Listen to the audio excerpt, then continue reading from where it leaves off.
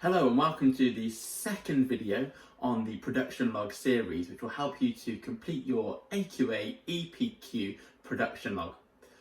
Today we're going to focus on part A, the candidate proposal, and this will be the second part of the production log that you will complete immediately after you have completed your record of initial ideas. When completing part A, candidate proposal, you will see that there are a multitude of different boxes which you need to complete. And it's really important that you complete these sections in as much detail as possible. One of the biggest mistakes that I see students make when they complete this part of the production log is they underestimate their ability to gain marks here. They think it is simply a tick box exercise and they just need to write in minimal detail, potentially even in bullet points. As in all areas of the extended project's production log, you will need to actually ensure that you write in continuous prose. And it will be in your best interest to ensure that you include as much detail as possible, because then when your project goes for external moderation and when your supervisor is marking it inside your school or college, they will understand the full process you have gone through in creating your final product. The first thing that you will need to do is you will need to state your working title of your extended project. Your working title may appear as a short statement, a hypothesis, or even a question. Don't worry if you're not 100% sure about your title at this stage and you think you might change it over time. This is only a working title. This gives your supervisor and the centre coordinator an overview of what you are hoping to achieve. You won't need to actually finalise your title until the mid-project review stage, when there is a section in the production log which asks you to confirm the final title for your project. One top tip is I would recommend just re-emphasising how you finally got to that working title. Explain a little bit of your thoughts, maybe the strengths and weaknesses of your title in its current stage. This will allow you to gain some AO3 and AO4 marks. If you just simply state the title, you may only get AO1 only because you're simply identifying the topic area. The second part of Part A candidate proposal that you will need to complete is My Initial Resources Will Be. Here you will simply state the resources you are intending to use to help with the research and development of your extended project. In my time as an EPQ Centre Coordinator, I've seen many students just simply bullet point the words books, journals, websites. That is really low level. That's not level 3 when it comes to being able to identify and criticise resources. What you should do is you should reflect on some of the resources you've used so far, maybe some websites, some books or some journals, and then what you should do is you should maybe reflect on the strengths of those resources that you've used, maybe the weaknesses of those resources that you've used as well. Have any of the resources shown bias? Have any of the resources been internationally acclaimed and therefore make them more credible when using them as a resource to support your written analysis within your written report?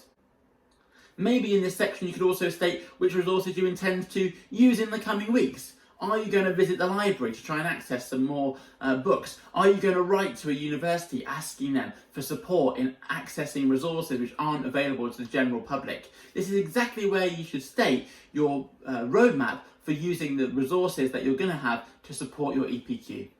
The other thing to consider with stage 2 is that this doesn't just have to be books and journals and websites. If you use the word resources loosely, this could actually include any software you're going to use. Maybe you're going to use YouTube videos to help guide you through certain parts of the process. Maybe you're going to use specific presentation software to develop presentations.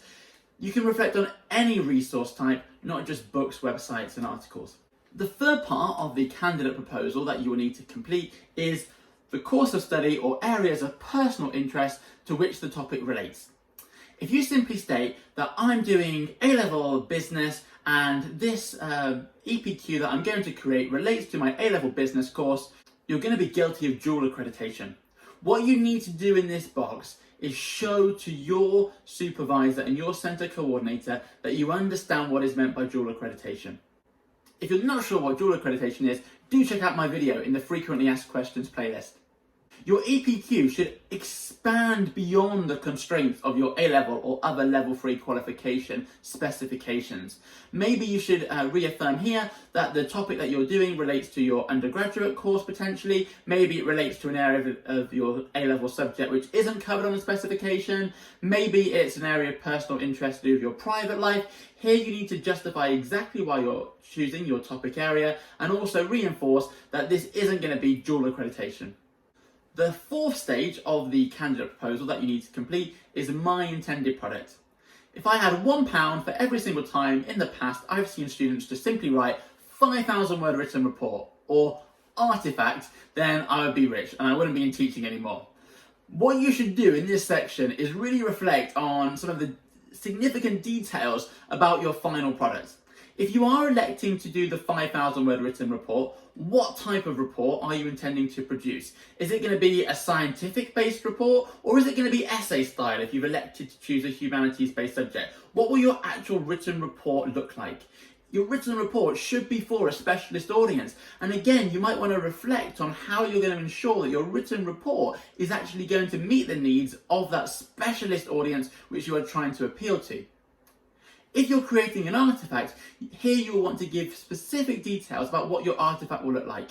If you're going to complete a piece of music, how long is that piece of music gonna last? How are you going to plan it? How are you going to display it? How are you going to record it? If you're creating a blog post, what software are you going to use to create that blog? How are you going to market the blog? How are you going to ensure that you maintain a good size readership? At the very bottom of the candidate proposal, you will see that you are asked to list all of the level 3 qualifications which you are currently working towards. So if you're doing A-level, you simply say A-level, GCE, and then you put the subject in the box next to it.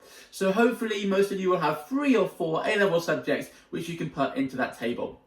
By showing AQA the subjects that you're currently studying, again, this can help the external AQA moderator work whether there is any dual accreditation in the process.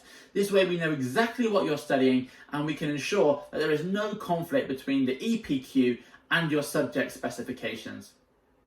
Once you've listed the subjects which you're currently studying and working towards qualifications in, you must also sign the bottom of this page to declare that you understand the regulations as outlined for EPQ in AQA's 2020 specification.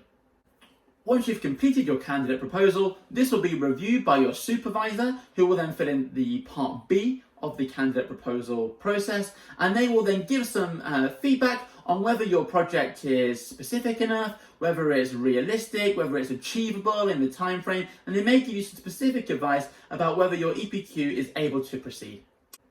If your supervisor believes that your candidate proposal for an extended project is suitable, they will then refer this to the centre coordinator. The centre coordinator will check Part A and Part B before coming to a final decision about whether your EPQ has been approved. Once you've received approval from the centre coordinator, you will be able to continue with the rest of your project. Please do note that the centre coordinator does have the ability to put the brakes on your project if they do not believe that it is suitable, and they may ask you to resubmit another Part A candidate proposal with a specific and suitable framework for another project. I hope that you've enjoyed the latest instalment in the production log series, and I look forward to seeing you in the video about the planning review stage of the production log. Best of luck with your EPQ.